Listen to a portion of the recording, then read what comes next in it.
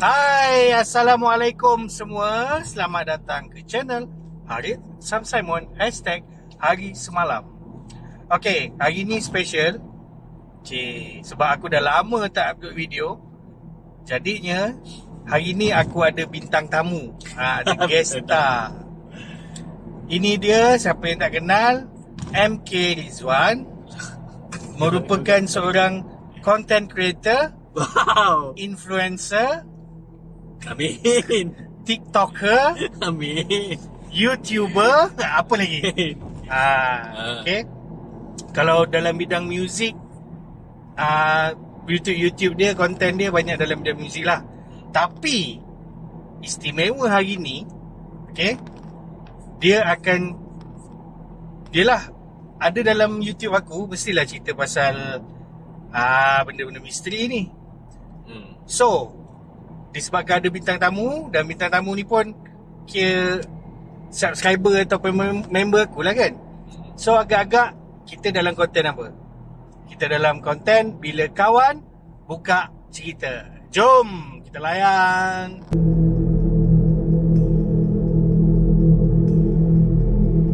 Okay, Wan, kita dah kenal berapa lama, Wan?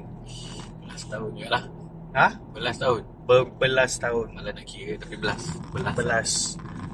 So, untuk korang yang tak tahu, kan. So sebenarnya aku bayar tol tadi. Sebenarnya MK Rizwan ni adalah orang yang special, bukan hanya di dalam hidup aku. Boy. Alamak. Okay, MK Rizwan ni adalah seorang yang sensitif. Bukan sensitif, dia mudah tersentuh ke apa tak. Yang mudah tersentuh ataupun mudah cepat marah, sensitif tu aku sebenarnya. Tapi Wan ni dia sensitif dalam hal-hal gaib. Wow. Sini. Hal-hal gaib. Gaib. Okay, Wan, sejak bila kau mula rasa macam kau sensitif? Sebenarnya daripada kecil mungkin dah nampak benda-benda tu, tapi jarang dan tak pernah menganggap benda tu macam benda-benda yang hantu ke apa benda ke. Tapi masa tu sebab masa kecil kita tak fikir sangat pasal benda-benda gitu lah. But then something happen masa arwah mak aku meninggal. So adalah cerita-cerita yang dalam keadaan dalam masa arwah sakit, arwah nazar, lepas tu sampai meninggal, sampai selepas tu pun follow up dia banyak benda-benda yang mistik. So masa tu kan kita tengah belajar lagi kan. Yep. And then bila arwah meninggal, momen yang aku balik Kedah untuk jaga dia apa semua tu, itu aku rasa Bukan Kedah, utara Tanah Air. Alah. Tanah Air lah, kenapa? Tak saja. Dah sebut-sebut je lah. So masa tu adalah masa yang aku rasa macam banyak hidup aku ini adalah pengalaman paling penting. Sebab adalah gangguan. So arwah kena diubatkan lah, lepas tu ustaz lah apa semua tu. Dan cerita itu panjang. Tapi daripada situ sebenarnya aku start jadi macam mungkin aku rasa Tuhan buka aku punya sensitivity ataupun deria tu lebih kuat bila aku sendiri macam niatkan dalam diri aku, ya Allah Tuhan aku nak tahu ataupun apa orang kata ada sedikit ilmu dalam benda-benda ni supaya aku boleh protect family aku nanti. Macam itulah. So sebenarnya daripada situ dia buka sikit. So itulah untuk menjawab soalan, sejak bila perasaan itu, rasanya awal 20-an lah. Okay, kalau ada istilah, sebab kita orang ni boleh kata selalu tengok Indonesian punya YouTube ataupun rancangan yang berkaitan dengan misteri ni, berkaitan dengan mistik. So istilah dia orang adalah anak indigo. Anak indigo tu kalau kat Malaysia kita panggil, orang Melayu panggil apa? Terbuka hijab. Ya, orang-orang yang terbuka hijab. Yang terbuka hijab. Sebenarnya dapat term tu, anak indigo ni, ini adalah western punya term. Yes. Memang makin ramai sekarang orang yang bunyi dia cheesy sikit, tapi korang tak perlu percaya benda ni, tak perlu pegang pun, sebab dia bukannya satu pegangan, dia just satu teori ataupun konsep. Anak indigo adalah anak-anak yang kalau kita kan macam ada aura. So orang yang boleh nampak aura ni, kalau dia tengok anak-anak indigo, basically indigo dia warna, dia punya aura dia tu lebih ke warna indigo. So ini adalah anak-anak yang zaman zaman macam zaman-zaman sekarang lah. Nak kata millennial, dia bukan millennial, dia maksudnya daripada, kalau tak salah aku, kalau tak salah around late 80s sampai sekarang, itu dah banyak lahir anak-anak indigo yang auranya warna indigo. Jadi anak-anak indigo ni adalah apa, orang kata orang-orang yang, kalau macam kau cakap tadi, istilah bahasa Melayu kita ni, mata batin itu terbuka. Terbuka hijab. Terbuka hijab kan. Kalau istilah Mak Salehnya, these are people yang dia agak sensitif secara psikiknya. Jadi dia mungkin senang nampak, dia boleh berkomunikasi dengan benda-benda gaib. Kalau Indonesia, dia orang banyak pakai term ni juga, indigo ni. So korang boleh check je kat YouTube, banyak dia orang macam berdiskusi pasal anak-anak indigo secara terbuka. Kat Malaysia ni sebenarnya seram, tapi aku rasa ini eksklusif. Yes. Orang Melayu mungkin yang pertama bercerita pasal anak indigo. Mungkin korang ada tahu orang Malaysia sendiri yang bercerita pasal indigo, Yang tahu, yang kenal ke? Dan komen kat bawah. So mana tahu kita boleh berkenal-kenal kan. Sebab aku rasa benda tu dah, untuk diri aku sendiri sekarang, aku dah makin tenang sebab aku makin jumpa ramai orang yang sama tau. By the way, sorry sebab Hujan kita kena cuba kau rekod sikit keadaan hujan. Aku tak tahu lah dengar ke tak ni. rekod sikit. Tu hujan. Opak gelap. Aku tak tahu korang dengar ke tak, tapi kita cuba. Okay. Sebab ni pun first time juga aku buat konten dalam kereta. Okay. Apa tadi? Pasal anak indigo, pasal yang terbuka hijab.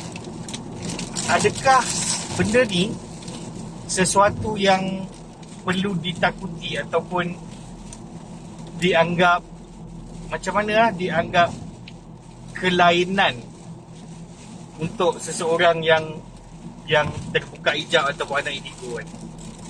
Okay. Apa pendapat kau tentang tu? Benda ni interesting. Maksudnya persoalan tu sangat interesting. Now, whether orang tu indigo ataupun tidak, dia bukan satu isu. Kalau tanya aku, bukan satu isu yang besar. Dan mungkin korang bukan indigo, tak perlu nak jadi indigo pun. Kalau korang indigo, okay, senang cerita macam ni, kalau korang ada that ability, makin kuat lah macam ni. Wah, Kalau korang kau cakap kuat sikit.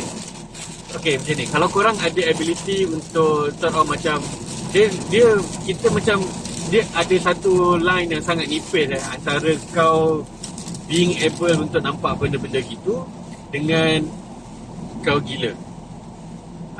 Based on aku punya experience, bila aku start nampak benda semua tu, aku jadi macam tak pasti sama ada itu imajinasi aku ke, atau my mind is playing trick with me ke. But aku start rasa benda tu macam tak logik. So kau akan jadi macam nak gila sikit tau. Now this is something yang kebanyakan orang-orang yang mata hijabnya tu terbuka, dia memang akan, kalau dia tak berguru daripada awal, dia memang akan rasa macam dia tak betul. Tapi Alhamdulillah Tuhan pertemukan aku dengan guru, jadi aku berguru dan belajar sikit-sikit. So apa benda yang aku experience, aku pergi cerita kat dia, dan dia akan boleh bagi tahu, okay, ini benda ni. Dan bila aku jumpa orang-orang yang sama, maksudnya orang-orang yang ada kelebihan yang sama, jadi kalau aku ada nampak benda, kalau lah member tu ada dengan aku boleh validate benda tu sebab dia pun merasa dah nampak benda yang sama. Jadi kita macam, okay, aku tak imagine benda tu. So sampai kau belajar untuk mengenal diri, so benda ni in a way, because main dengan benda-benda yang gaib ni, dia sangat halus, sangat senang untuk tergelincir, senang kita. Jadi memang benda yang paling utama adalah nak kena belajar untuk mengenal diri. Kau belajar untuk distinguish kau tu apa, benda tu apa, bla bla bla. So dia ada ilmu lah maksudnya yang kena belajar untuk menghadap benda tu. Jadi daripada situ kita tahu kalau ini bukan bayangan, ini bukan imajinasi, ini memang benda tu. Jadi kita tahu bagaimana nak react lah kalau kita nampak benda ke apa benda.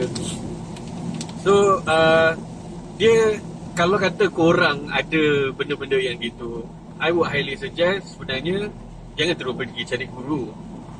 Sebab sebenarnya benda yang kita kena buat adalah kembali pada Tuhan sebenarnya. Kau minta kat Tuhan untuk guide engkau. Bertemu dengan guru itu adalah orang kata Tuhan, jalan yang Tuhan bagi untuk kau, sebab kau minta untuk dia guide engkau. Jadi dia hantar guru dekat engkau. Sebab dalam Tuhan, keadaan tak sengaja sebenarnya. Macam tiba-tiba nanti kan kau akan jumpa lah. orang ni stand up, dia ada ilmu ni apa-apa jadi guru. Maksud dia macam Tuhan dah bagi kau jalan lah. Yes. Itulah cara dia. Ya. Itu kalau korang ni sebenarnya adalah indigo tanpa korang sedar, ataupun korang ada kelebihan-kelebihan psychic, ataupun kelebihan psychic ni bunyi macam cheesy sangat. Kelebihan-kelebihan alam gaib tanpa korang sedar. Sebab banyak apa yang aku tahu, anak indigo ni bukan saja yang boleh nampak, boleh nampak apa benda lain. Maknanya ada benda lain. Okey, yang tu jadi aku bagi tahu. Okey, setahu aku anak indigo ni ada yang boleh nampak, ada yang boleh nampak masa depan, ada yang boleh nampak past. Maksud kata, faham tak? Maksudnya dia macam dia pergi satu tempat tu, dia tahu apa yang jadi dekat tempat tu. Sort of macam tu. So, ni kau ada nak cakap lagi? Tak, sebenarnya untuk sambungan tadi, sebab aku takut orang dia macam rasa wow, nak jadi indigo lah, kenapa aku tak dapat this kind of experience. Pada aku, kalau kau boleh nampak benda, kau dibukakan hijab kau, sebenarnya benda tu dia adalah macam mana, dua-dua. Dia boleh jadi satu macam gift ataupun bless, but at the same time dia akan jadi curse juga. Sebab bila kau dapat benda tu, it comes with a price. Price yang maksudnya bukanlah kata benda tu bahaya ke apa, tak. Dia jadi macam, kalau kau nampak benda tu, ataupun let's say lah, kau cakap dengan member kau, tiba-tiba kau nampak ada benda kat belakang member kau tu, melekat je dengan dia.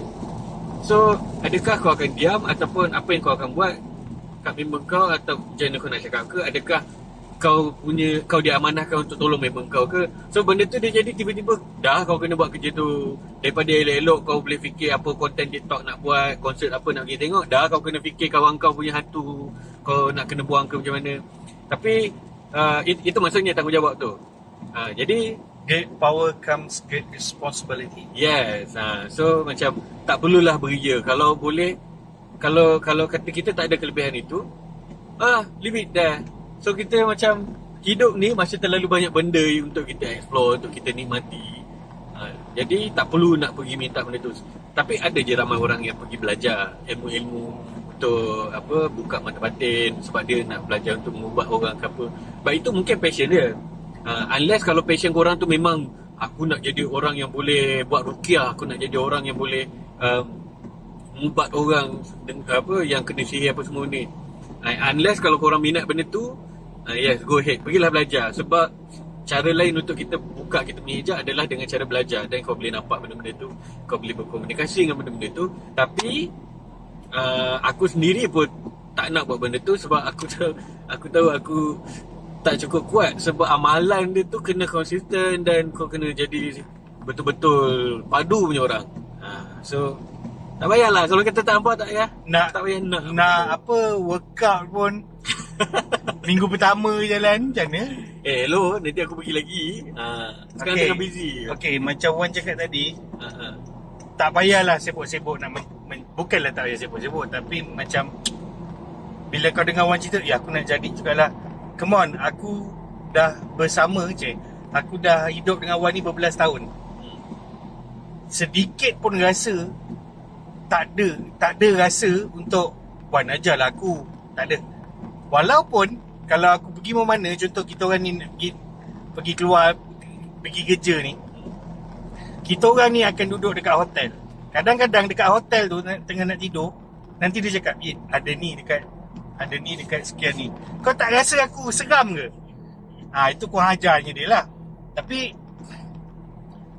aku bila selama ni aku jadi, boleh kata lebih berani lah. Dan sebenarnya aku dah sikit-sikit dah jadi sensitif. Kadang-kadang aku tanya Wan, ada something ke kat sini?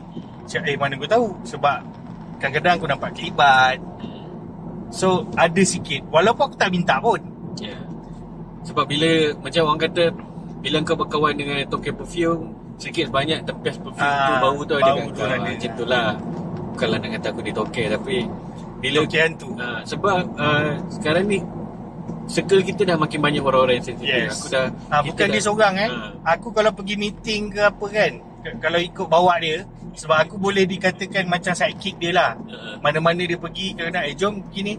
Tiba-tiba nanti kan aku jumpa orang yang sejenis yang sama dengan kau. So dia cerita pasal benda yang sama.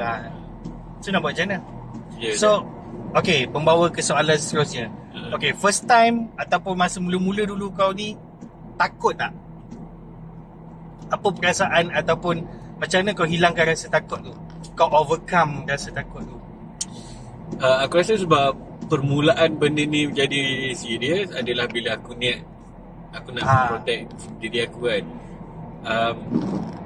Seingat aku masa aku kecil dulu aku penakut. So bila masa arwah mama tengah nazak kan, aku jaga dia. Jadi kita orang dikacau dengan banyak benda apa semua tu. Memang seram tau. Dia memang itu pengalaman mistik kan. Dia bukannya sehari dua. Benda tu like berminggu-minggu. Jadi macam maghrib lagi mak aku cakap, oh dia ni duduk gigit kaki lah, macam isap darah lah. Macam so dia mula-mula kau macam seramnya apa semua. Tapi sampai satu tahap tu aku dah tak boleh tengok arwah mama kena macam tu. So aku jadi macam, dia macam fed up tau. Dia jadi macam tiba-tiba kau punya pahlawan tu keluar. Dia macam, siapa ni? Mana benda tu kau keluar sini? Aku dah jadi macam meh gaduh dengan aku. Yang kacau mak aku macam tu.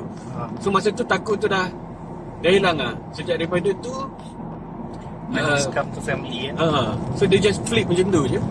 And then slowly aku start nampak itu ini. Dan benda yang menarik ni bila aku nampak benda tu, personally even sampai sekarang pun, kalau kata benda tu dekat benar dengan aku, tetaplah masih cuak. Kalau dia sangat jauh situ, dia buat hal dia, then itu tak ada masalah. Tapi kalau dia macam sejenis datang depan ni, terkejutlah kita kan. So Tanja boy. Tanja boy itu jangan ke hantu. Orang biasa pun gitu. Panjat.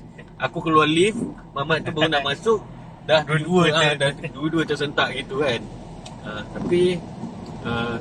Tapi hantu bungkus si pocong ni sampai sekarang pun aku masih tak boleh get over. Yang itu without faith, kalau aku jumpa je aku akan cuak. Kalau korang ingat konten aku yang beza, kalau tak salah aku beza artis pula. Hantu Malaysia dengan hantu ni pocong kan. Aku pernah cerita yang kawan-kawan aku yang boleh nampak akan takut dengan hantu pocong tu. Inilah dia salah seorang. Salah seorang je. Kebetulan bila aku tanya orang-orang yang memang nampak pun, memang somehow pocong tu dia tak ada sematek. Somehow pocong tu dia lebih, dia punya macam mana, energy dia tu lebih membuatkan kau rasa intimidated lah. Dia mungkin bukan menakutkan kot, tapi dia macam intimidated lah. Aku rasa tak selesa. Kau rasa macam dia ni datang nak berdajal kau macam tu. Kalau macam kau, let's say ini pengalaman let's say kalau kata aku pergi mana-mana tempat yang terbiar ke benda, bukan terbiar lah, macam kau lalu mana-mana kawasan, tiba-tiba let's say ada pontianak kan. Pontianak tu dia macam buat hal dia tau. Tapi aku boleh ajak sembang. Kita macam boleh communicate dengan pontianak tu.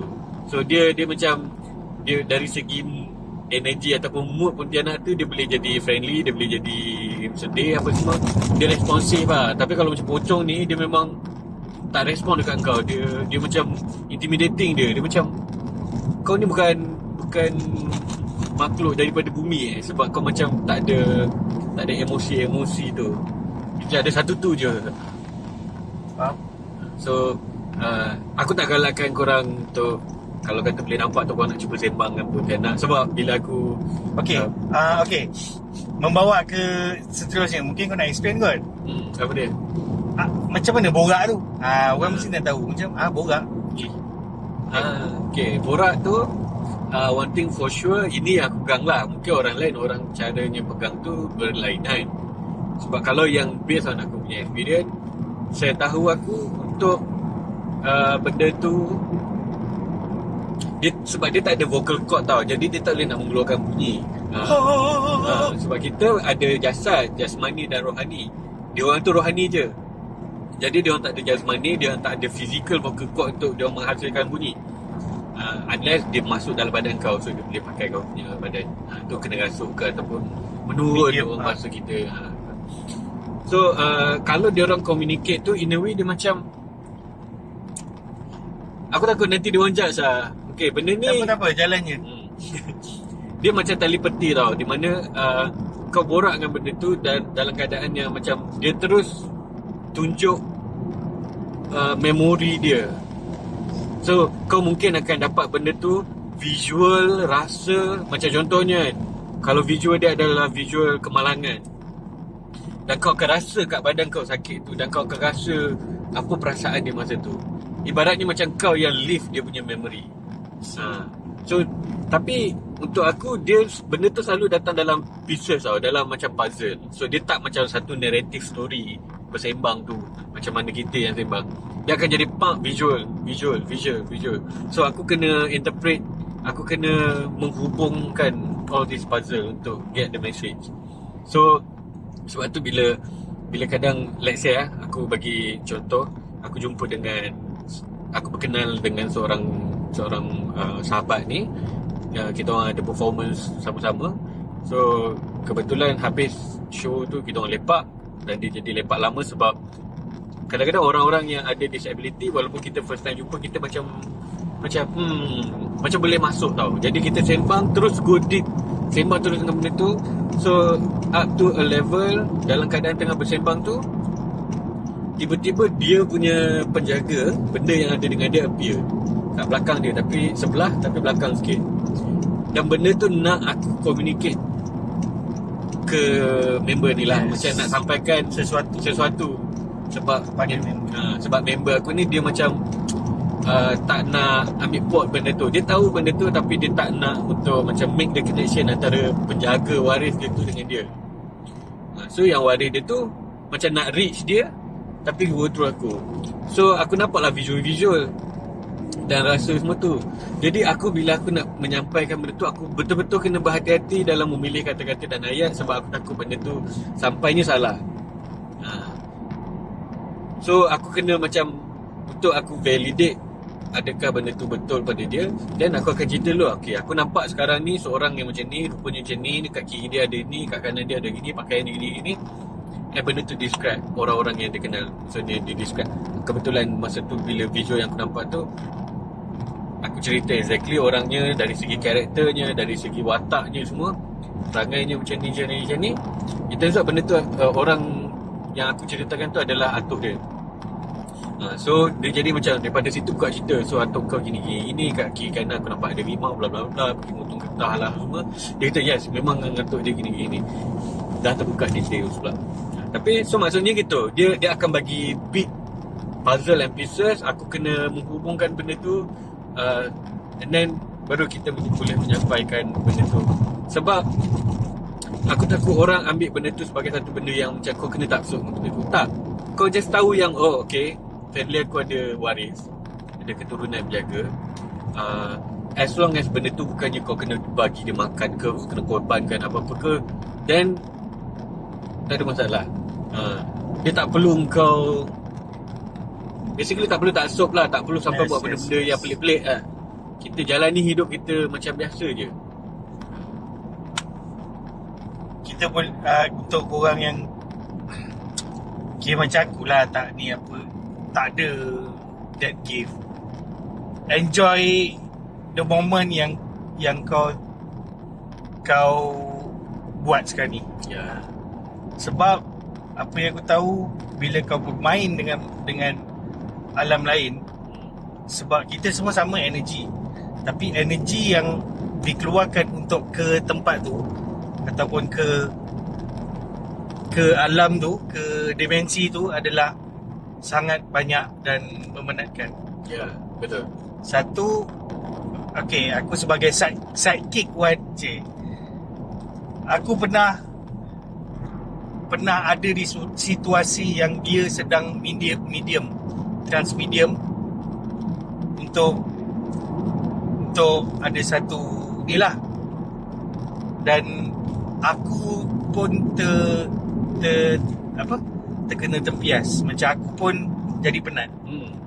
Padahal dia ni yang ni, tapi aku jadi penat sebab aku menjaga dia, aku sedarkan balik dia lah, something like that lah.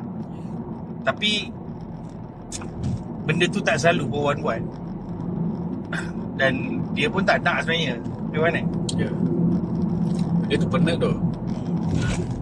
Okay, ada satu movie yang kita orang tengok,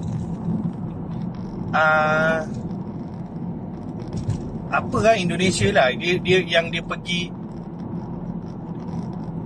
bukan Indonesia, ni pun ada Conjuring apa tak, yang dia keluar daripada badan tu, Astral projection. Astral production lah. Projection. Astral projection. projection. Yeah. Astral projection tu memang ni lah sebenarnya. Senang cerita, bila kita tidur, ada KFC. Burger King pun ada. Okay. Okay, so dia macam bila kita tidur, macam tadi aku dah cakap pasal kita ni jasmani dan rohani. Yes. Okay, benda tu rohani saja. Nah, bila kita tidur, rohani kita ni meninggalkan kita punya jasmani. So basically itu adalah astral project. So astral project ni maksudnya kita tinggalkan physical realm ataupun material punya dunia ni, dunia yang fana ni. So jasad kita, rohani kita tinggalkan dan roaming ataupun berkeliaran lah. Biasanya kalau kita tidur, kita badan, jasad kita, roh kita tu keluar tanpa sedar. Itu menyebabkan kita mimpi. Dan bila kita dia kan, ibaratnya ni kita punya jasad, and then roh kita keluar, and then syarat dia ni je, kau jangan ada benda-benda yang ekstrim emotionally. So kalau ada benda yang ekstrim, roh kita ni akan tertarik balik masuk dalam badan. Sebab tu banyak jadi kejadian-kejadian yang kau jatuh tangga, badan kau roh kau terkejut, kau akan jam terus. Itu yang orang boleh tidur kat kelas, lepas tu jam tiba-tiba tu. Semua orang mesti pernah jadi benda tu kan. So anything yang excite kita secara ekstrim kat dalam dunia mimpi tu ataupun dunia astral tu, kita punya roh akan terjam balik. Tapi dia akan tak boleh nak masuk balik ke dalam jasad bila kita dah meninggal. Itu je. Dia sebenarnya ada satu link antara jasad kita dengan kita punya roh ni, ada satu line yang bentuk dia tu hampir macam tali pusat. Pergilah roh ni mana-mana sekalipun, umbilical cord. Tapi bila kita meninggal, tali pusat tu putus, maka kita dah tak boleh nak masuk dalam kita punya jasad. So astral project adalah situasi di mana roh kita meninggalkan jasad, tapi dalam keadaan kita in control, kita aware roh kita tu. So itu yang dia boleh pergi ke sana sini at will, dengan kerelaan. Sebenarnya benda tu bukan macam dalam cerita Conjuring tu, dia bukannya orang kata khas ataupun hanya Mak Saleh je boleh buat. Kalau korang pernah dengar, kalau kita punya ni sejenis yang travel ataupun mengembara secara batin, pergi ke sana secara batin. So itu semua culture pun ada benda tu. In fact, sebab kita, selama kita manusia yang composed of rohani dengan jasmani, kita kalau kita belajar benda tu memang akan boleh buat travel secara batin tu. So kadang-kadang kan macam guru, let's say lah, kalau ada guru kita ke apa kan, yang jenis macam kau tak dengan dia ni, dia jauh daripada kau ni, tapi dia tahu apa benda yang kau buat. Yes. It's either, ada dua kemungkinan kat situ. It's either dia ada pasang CCTV, dia hantar benda-benda dia ataupun penjaga dia ke apa, atau dia sendiri yang datang tengok kau secara batin. So in a way, kau transport kau punya awareness, kau punya consciousness kau ke tempat yang lain. So bukanlah satu benda yang direka sebenarnya benda tu. It's a real concept. Cumanya ilmu-ilmu yang seperti ini jarang dibahaskan secara terbuka, especially untuk orang-orang Malaysia ni. Because orang-orang Malaysia ni dia senang sangat nak judge benda. Oh ini tahyul lah, apa semua lah, benda ni jangan percayalah. Kita senang sangat untuk menerima benda yang kita tak tahu, menolak benda yang kita tak tahu. Padahal benda-benda tu dibahaskan secara private oleh oleh ilmuwan-ilmuwan dan pelajar-pelajar tertentu. Kalau let's say lah, kalau orang macam yelah kita tolak, kita tak percaya sebab aku tak percaya benda-benda ni. So dia macam jadi macam kau tak percaya rukun iman lah, sebab ada percaya kepada apa? Gaib. Alam gaib, apa, percaya kepada malaikat apa semua tu kan. Semua benda tu kita tak nampak. Percaya kepada Allah, percaya kepada ni, semua benda tu kita tak nampak. Tapi ya, kita ambil tu untuk percaya. Sedangkan benda tu pun is salah satu dimensi yang ada kat dunia. Kita hidup sama, cuma dimensi kita je lain-lain. Macam Wan cakap tadi, rohani dengan jasmani tu kan. Paling senang ginilah, kalau aku cerita kat orang, dia punya metafor dia, kita anggap bateri tu roh, device tu jasmani. So bateri ni dia boleh bagi energi dekat mana-mana jasad, mana-mana device yang boleh dia hidupkan. Kalau tak ada, kalau dia hanya macam tu, dia just duduk macam tu lah. So dia kita hanya anggap energi je lah. dia hanya energi. So bendanya sama macam bateri, dia just duduk je kat situ. Betul lah, hotel yang sama. Dia just duduk kat situ. Tapi kita masukkan dekat kereta, macam kereta pula apa nama, yelah kereta mainan tu, pak masukkan on, dia bunyi ai macam macam tu. So benda yang sama lah. So metafor ataupun nak bagi korang senang senang faham lah. Dia sebenarnya gini, kalau pada aku macam kau nak percaya ke, kau tak nak percaya ke, Yes. tak ada masalah. Itu pun satu hal lah. Aku tak paksa korang untuk percaya benda ni. Jangan percaya. Jangan percaya terhadap sesuatu benda yang kita tak alami sendiri. Sebab pada aku, untuk kau percaya yang tak boleh nak goyah dah kepercayaan tu, kau mesti tahu benda tu dan kau alami benda tu, experience sendiri, baru kau boleh pegang benda tu. Jadi kalau benda yang bukan korang punya experience, tak perlu korang nak percaya benda tu. Tak ada masalah kau percaya ataupun tidak percaya. Dia jadi masalah bila engkau nak force kau punya kepercayaan pada orang lain. Betul. Macam contoh kan, kalau aku yang jadi macam korang ni tak percaya benda ni, korang ni tak beriman tak? Kalau aku jadi orang macam tu, aku adalah orang yang macam, kau tak boleh nak hidup bahagia dan menerima orang lain sebab kau tak boleh nak terima orang lain punya kepercayaan. So kita just respect each other. Tak perlu kau force aku punya beli, tak perlu kau force kau punya beli ke aku, dan aku pun tak perlu force aku punya beli ke engkau. So yang penting aman tu je, tak payah nak bergaduh. Dia yang jadi problem adalah bila seseorang ni ceritakan dia punya kepercayaan ataupun apa benda yang dia alami, orang ni sebab dia tak percaya benda tu, dia nak gaduh, dia nak beta kat dengan kawan ni. Macam apa siap point korang nak bergaduh? Dan cumanya ialah, kalau kau tak percaya, it's okay. It's okay, tak apa. Kalau kau tak percaya, it's okay. Sebab macam orang cakap, kalau dia macam, okay, kalau kau tengok movie, korang mesti geram dengan suami, bapa ataupun bapa dia tu yang tak payah itu hanya imajinasi kau lah apa semua. Mesti kau geram kan, sampai kau cakap, please lah, jin ni, hantu ni kacau lah mamak tu. Jadi macam, come on lah, asal kau kacau dia je, yang perempuan ni mak dia je, kacau yang si bapa ni sebab bapa dia ni tak percaya. So benda tu lah, maksudnya macam, kalau kau tak percaya, jangan menidakkan yang kawan tu cerita. Sebab kawan tu cerita berdasarkan apa yang dia alami. Yes, ada satu lagi benda yang kontroversi. Sebab tadi aku cerita, bila korang nampak benda semua tu, even macam aku sendiri, aku macam fikir aku ni gila ke apa benda kan awalnya. Okay, kejap aku potong je. Kita pergi sana kan, KFC ke Burger King. KFC. Kita orang dah nak sampai dah tempat ni sebenarnya.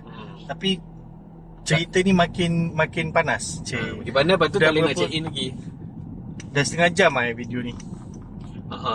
Okay. So apa tak tadi aku nak cerita, dah lupa. Kau ingat tak? Cuba komen kat bawah lah. Tiba je nak komen dah cerita.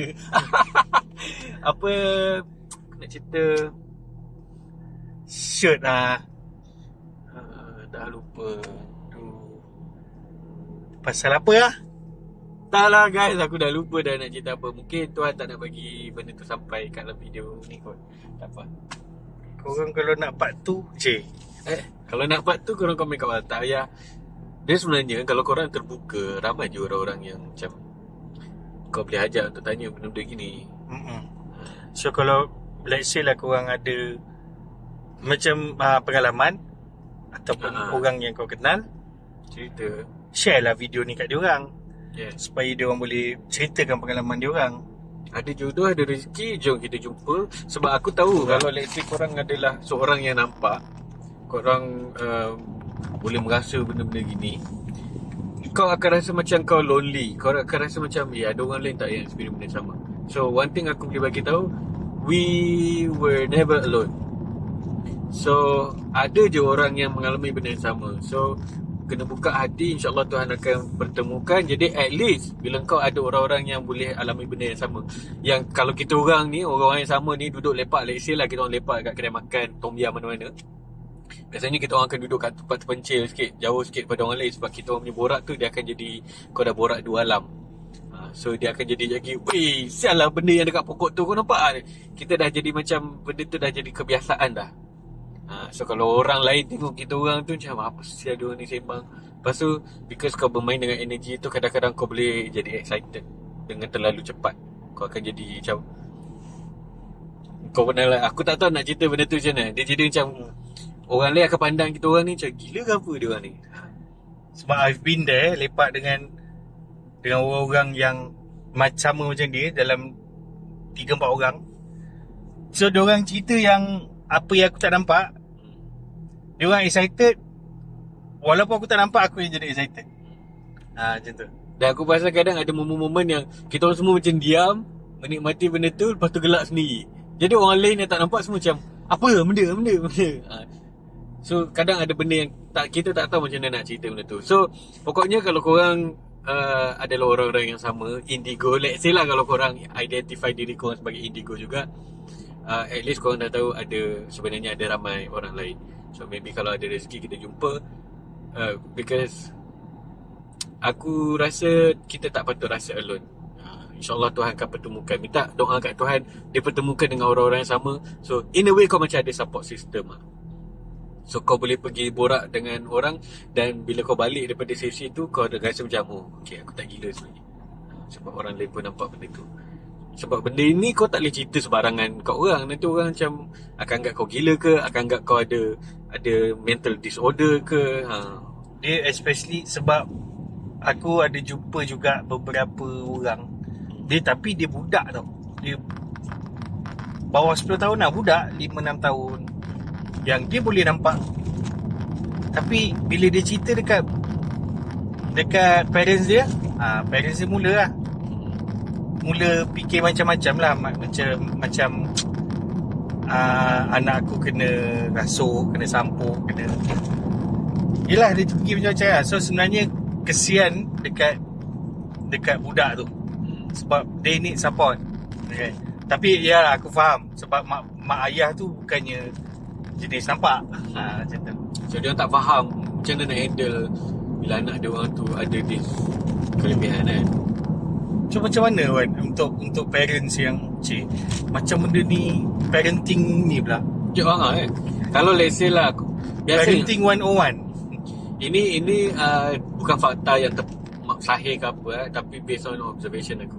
Biasanya budak-budak kecil yang belum jelas bercakap, budak-budak tu memang akan nampak. Sebenarnya bila kita lahir ni, pada awal ni, mata kita ni, deria panca indera kita yang mata ni, yang antara yang paling lambat develop tau. By the time kita keluar tu, kita punya mata ni tak fully nampak jelas lagi. Dan kita baru nak belajar macam mana nak menentukan jarak antara dekat dengan jauh. Sebab tu budak-budak, dia punya motor skill dia, dia punya mata dia tu belum well developed. So sebab kita ni ibarat rohani yang very spiritual, datang nak jadi manusia. So bila kita lahir sebagai baby, so rohani ni dia baru nak belajar, this is how untuk jadi manusia. So dia dalam keadaan rohani tu, maksudnya baru dapat badan lah. Baru dapat badan. Jadi dia masih kuat lagi kerohanian dia tu. Jadi dia senang nampak benda. Tapi makin dia boleh bercakap, makin dia engage dengan duniawi, Sebab side manusia adalah duniawi, side ini yang ukhrawi tu. Jadi makin dia engage dengan dunia, maka yang spiritual punya side ni makin kecil. Jadi dia makin senang cerita, makin baby tu jelas bercakap, makin dia start tak nampak benda. Tapi ada setengah apa orang kata, budak yang memang dah dekat luh mahfuz tu tulis, kau akan nampak benda tu even daripada bila kau dah jelas bercakap ke apa kan. In a way kau adalah indigo. Pada aku sejak kalau benda tu jadi, maksudnya budak tu dia ada amanah ataupun purpose hidup dia yang tertentu. Jadi kalau mak bapak tu, let's say lah, ini mak bapak ni dia punya anak tu sejenis yang dah jelas bercakap, dia boleh cerita benda ni, ada nenek ni datang jumpa dia ke, dia nampak ini ke itu ke. So mak bapak ni kena bersikap terbuka. Sebab kau jangan anggap anak kau gila. Sebab kalau kau hanya okay, solution dia sepatutnya kau pergi jumpa doktor dulu ke apa benda. Memang dia orang akan check dari sudut whether budak tu ada medical. So to me, always go medical first. Jangan terus resort to ini ada gangguan hantu ke apa benda. Jangan terus ke situ. Pergi medical dulu. Kalau kau tak dapat explanation yang kau rasa jelas daripada side medical, then pergi jumpa orang-orang yang lebih tahu benda tu. Now kalau korang tanya macam mana nak jumpa orang yang lebih tahu tu, sebenarnya guru aku ajar satu benda je. Sebab satu, macam mana kau nak jumpa orang ni, macam mana apatah lagi nak contact dia orang, nombor phone ke apa kan. Benda tu susah. Tu cara guru aku ajar satu je. Sebenarnya kau minta pada Tuhan, kau doa dan buka hati kau. Sebab nanti kau tak tahu macam mana Tuhan nak bagi jawapan tu. Boleh jadi dia hantar orang ni, tiba-tiba kau kenal orang ni, rupanya dia adalah guru gini-gini. Atau mungkin jawapan dia adalah bila kau tengok video ni. Mungkin kata jumpa video ni ke. Jumpa video ni. Ni adalah asbab untuk Tuhan bagi jawapan pada soalan yang kau minta. Sebab tu, baik dalam Bible, baik dalam Quran, mana-mana kitab pun, sebenarnya ayat yang sama ada, iaitu ask and you shall receive. Maksudnya kau minta kat aku bagi. Aku maha pemurah, aku maha penyayang. Masalahnya kau tak minta. Selalunya gitu. Sebab kau tak minta kat dia, tapi kau macam nak cari mana nak dapat kontak ni. Ya Allah, benda sebenarnya senang, minta kat Tuhan. And dia yakin dia akan hantar. Sebab tu kita dah minta. Lepas tu kita yakin dan buka hati. Sebab Tuhan tu dia bukannya macam manusia yang nanti dia sendiri datang hantar. Tak. Dia akan hantar dalam rahsia-rahsia alami ataupun rahsia-rahsia ciptaan dia yang lain. So kita banyak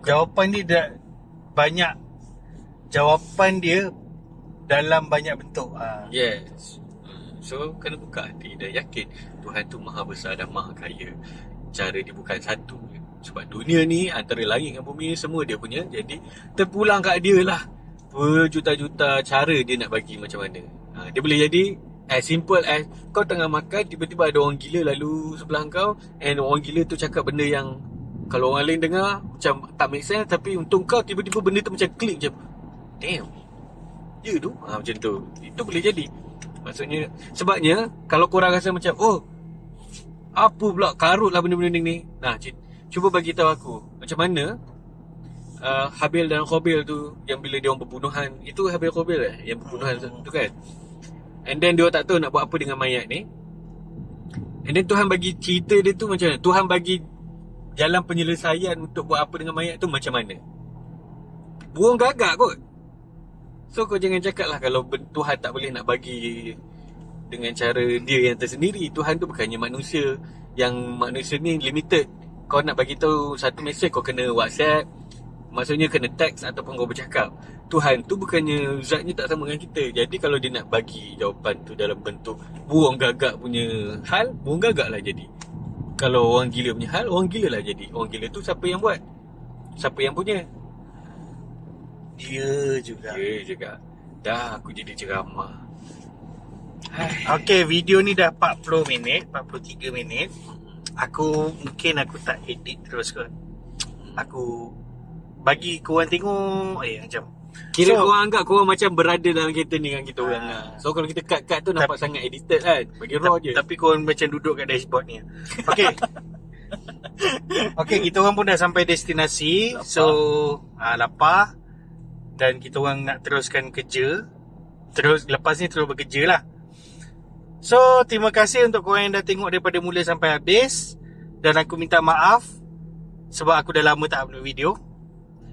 Kalau video pattern ni, jenis ni korang suka, korang komen kat bawah dan like, share. Dan kalau ada permintaan, aku akan buat lagi macam ni, which mungkin bintang tamunya akan aku borak dalam kereta macam ni, sebab studio aku pun sempit. So kita buat macam ni je. So terima kasih kepada MK Rizwan yang dah sudi masuk dalam YouTube ni. Yes lah. Sebenarnya dia 2 in 1 lah, pergi kerja lepas tu buat konten lah gitu. So jangan lupa korang tekan butang subscribe, like, share juga kepada kawan-kawan yang indigo macam Wan cakap tadi. Komen apa-apa pendapat. Kalau korang nak berdebat dengan Wan ke, silakan komen. Follow media sosial aku, Harith Samsaimon. Dan aku MK Rizwan. Dan dia ada YouTube. Apa YouTube kau? MK Rizwan. Semua MK Rizwan. Kau cari MK Rizwan. Cari MK Rizwan. YouTube ada, TikTok ada, Twitter, Instagram, semualah. So dengan aku, kalau aku pula Harith Samsaimon. Yes. Okay, semoga kita berjumpa lagi di video Harith Samsaimon #Hari Semalam yang akan datang. Terima kasih semua. Selamat menjamu selera. Bye-bye.